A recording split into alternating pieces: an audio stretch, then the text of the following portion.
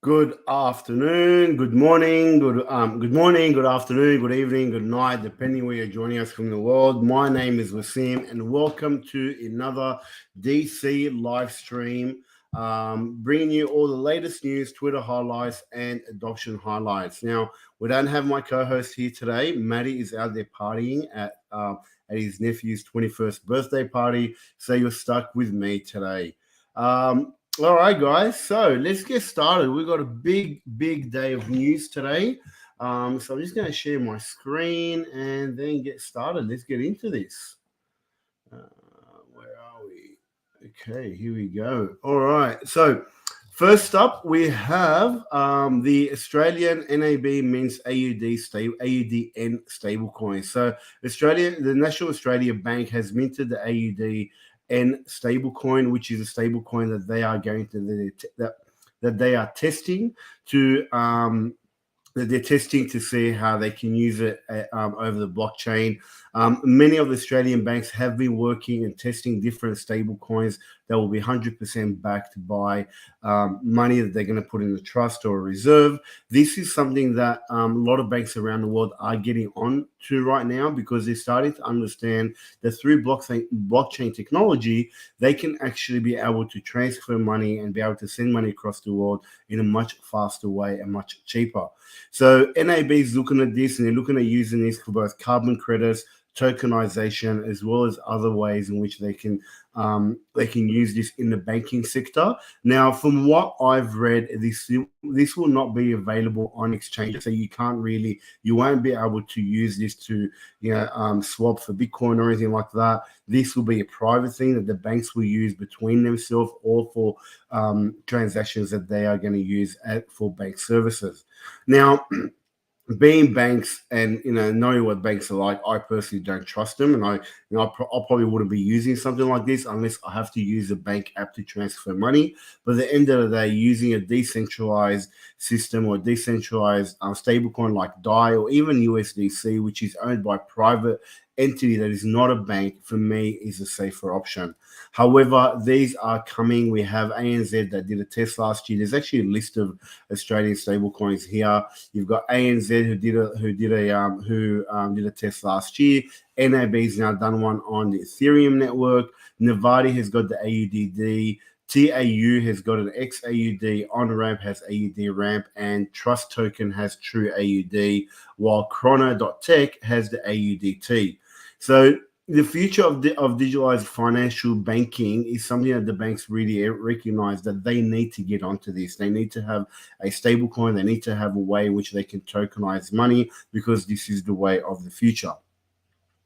All right, that's it from that one. Let's move on to Binance has now registered as a virtual asset service provider in Poland. So Binance was available in Poland, but it didn't have a full virtual asset provider license in Poland. They have now received a virtual asset provider license in Poland, which means that Polish people can now use Binance completely and be able to transact and onboard their fiat using Binance.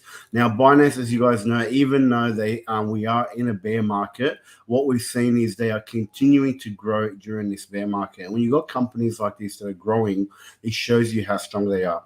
Now, we still say the same thing we've always said, which is, don't leave your crypto on any exchanges, because all exchanges, or centralized exchanges, I should say, all centralized exchanges are a risk to keep your crypto on there.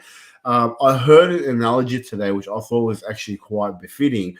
Centralized exchanges are like public toilets. Sometimes you have to use them. You have no other choice, but you get in, you do your business, and you get out. You don't lord around. You don't leave your stuff in there. You just go in and you get out. So I thought that was a really cool analogy when it comes to centralized exchanges. But also on Binance, back to Binance, they've had a number of European approvals this year, or last year, I should say, or already 2023. So France, Italy, Lithuania, Spain, Cyprus, Sweden, and now Poland. So they're really on they're on a mission to try and get to as many countries as possible, and they are the world's largest exchange. The next exchange next to Binance is like 1/10 of its size. So I personally have a level of trust towards Binance. I think they're a good exchange. I think CZ is doing some good work. But again, always do what you need to do on an exchange and then remove your tokens from there. Next up, we have FinCEN list Binance among the top Bitcoin counterparties of Bitzlato. Now, if you haven't heard about Bitzlato and what happened yesterday, so the DOD, the DOJ, Department of Justice in America, have shut down Bitzlato and have arrested its founder. Now, nobody's really heard of Bitzlato before this. It's a very, very small exchange that was opened in 2016. Its head office is in Russia, and they arrested its founder in Miami. Now, this may seem on the the reason why, before I get into what it looks like, the reason why they shut down the exchange and why they arrested the founder is because this exchange was linked to a lot of dark net or the dark internet, the dark web marketplaces like Hydra, where people can go on the dark web and they can buy drugs, they can buy other illegal things like guns and whatnot. There's so many things that can go on the dark web where people buy it, and they usually use Bitcoin or Monero to pay for these services. This is where the thing where the FUD comes around that's saying that Bitcoin is mainly used by criminals, because in the past that's how it started. We can't change history, but that's the reality. So they have shut this down, which may seem on the outside that this is good. However, one of the reasons why they shut this down is because they don't have KYC and they didn't comply with AML, the anti-monetary laundering laws and whatnot. However, Bitzlato was not an exchange like Binance. It was a P2P exchange, which means the underlying meaning of the Department of Justice coming after this is actually quite scary, because by going after P2P net, exchange, it means that now they are trying to get to the point that even if you want to have crypto, if you want to send it to anyone, you have to be KYC. This is scary to say the least, and I hope that I keep going down this path. But this is a precedent for this. Bitzlato, even though they've done criminal activity, the essence of it was a peer-to-peer exchange. So I can get on there, anybody can get on there and say, hey, I want to sell my Bitcoin. Who wants to buy it? Someone else will buy it directly off me, and the exchange gets a fee. Unlike a centralized exchange, where the exchange itself has the Bitcoin, has the liquidity, and you're buying directly off the exchange and you're paying a trading fee, this is different. This is you buying off another person. It's like as if meeting someone on the street. Now, the reason why FinCEN has listed Binance as among the top Bitcoin counterparties for Bitzlato is because Binance had received some Bitcoin from the exchange. Now, Binance did come out with a statement saying that they are working. So this is the statement from Binance. Binance said that they are pleased to provide substantial assistance to international law enforcement partners in support of this investigation. This exemplifies Binance's commitment to working collaboratively with law enforcement partners worldwide. So this story is just a little bit of FUD around this, because Binance did cooperate with the law enforcement and gave them the information they needed. They only received Bitcoin. So if you know how it works, when you're receiving any one of us can receive a crypto transaction without even needing to do anything. This is how airdrops work or whatnot. So if I send you a Bitcoin, or if I send Bitcoin to an address, that address cannot reject it. However, Binance, there was no accounts in Binance that sent Bitcoin to this exchange, because that's where Binance can get in and freeze the account or whatnot. So because they only received it, they haven't been found to be guilty of anything or any wrongdoing. They haven't found to have done anything wrong, because they haven't really done anything wrong except receive Bitcoin, which is something that anybody can do. Okay, moving on, we've got the crypto bubbles. So what we're looking here over the past few days, we got ENJ next. So we're actually seeing quite a lot of green. We're still a lot of cryptos, a lot of altcoins are pumping at the moment. A lot of these, I still don't know why people are trading FTT, to be honest. But anyway, we've seen ApeCoin going up, Neo, Nexo. Even though Nexo has now, the Nexo token has. They have withdrawn their Nexo own, so that's kind of saved them from being in trouble with the SEC. We've seen a lot of tokens growing or pumping at the moment. Do tread carefully, because this does not mean that we are in the middle of a bull market, nor is this a start of a bull market. 2023 is still going to be choppy in our opinion, and from what we're seeing in the market. However, the recent crypto pump has increased people's morale and people's view towards crypto, and the fear and greed index is still up to 51%, 51, which is something we haven't seen in almost a year now. So people are starting to come back. People are starting to feel good about it. You know, the bear market last year was very, very horrendous. A lot of people lost hope. A lot of people felt down. A lot of people had doubt. But now people start to become more neutral towards cryptocurrency, which is something that's good, and we love seeing that. Alrighty, now moving on. I forgot to put all the banners up. Matt is going to be very upset with me, so I'll put this one up now. So moving on, we've got Wall Street, Wall Street silver. Now I'm going to actually play this video for you guys, because I actually found this very, very interesting. I'm also missing money over $1,300, and they're telling me to call customer service, and they keep hanging up on people. There's another person here who's also missing money, so we're trying to see what's going on. Money's missing today, and we need our money, and they're already telling us to call customer service, and customer service ain't doing nothing about it. So just a heads up, if anybody's experiencing this, please let us know, because this is not right. I'm missing $1,400 from my account, and they're telling me that there's no way they can help us. This guy's missing money too. So basically, what's happened here is Bank of America.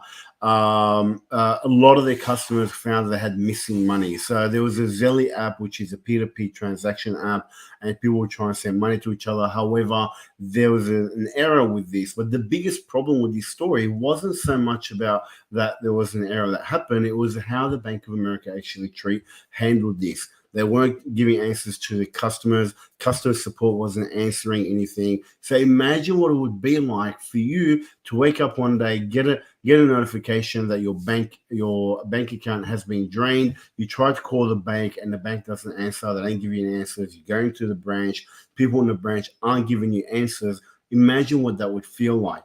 This is exactly what these people went going through, even though they have fixed it. But what would happen if they can't fix it? As we've seen in other countries, as we've seen in countries where reserve banks have collapsed or banks have collapsed. It's happening in China, it's happening in the Middle East, it's happening in Venezuela, where people go to the bank and there's no money.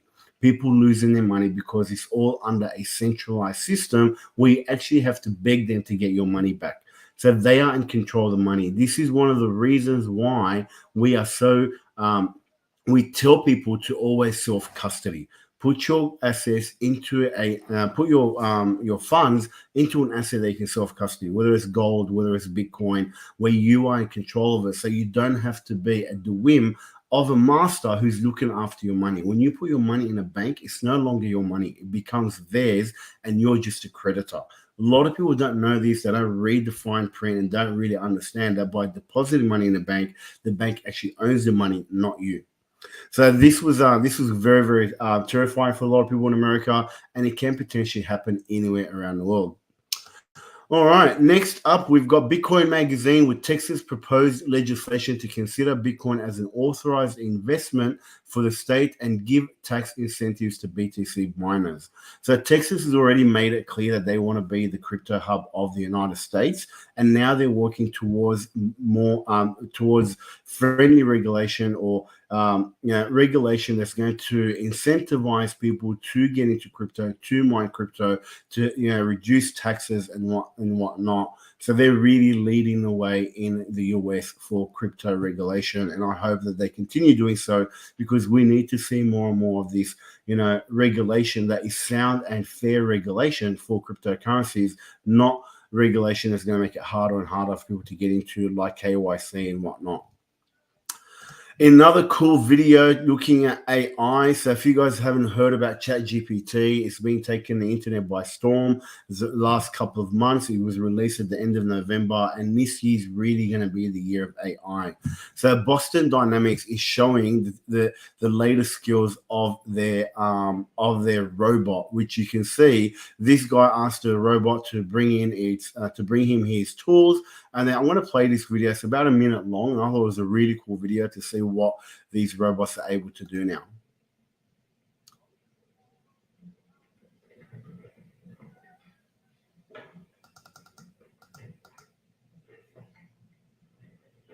So you can see the robot there actually making a pathway for itself to climb up. He looked around. He found where the arrow was, got the bag, climbs up. Gives the guy the tools, and then climbs back down. I thought this is really cool innovation to see where these this technology is going to go to help us humans live a better life. Now, this obviously does come a little bit scary because a lot of people don't know what can happen, and depending on who's controlling this type of technology and what they can do with it. But if it is used for good, I believe it can be used to propagate humanity forward. All right, moving over to our adoption highlight. And look at that, I remember to fix the banner. All right, so adoption highlight, we've got blockchain space makes an exceptional move for Web3 community support with a Metasport acquisition. So blockchain space, I'll give you guys a little bit about who they are. So blockchain space is a one-stop shop for all guild needs that provide essential scalable infrastructure, digital tools, financing solutions, and networking opportunities. And they have over 24,000 guilds and 2 million players to scale in the metaverse. So, and Metasport is a house where it has Web3 gaming and esport games and 3 verticals such as esport experience, creator networks, and news and media. Now, they've acquired this, and they basically said that they're looking to scale faster this year.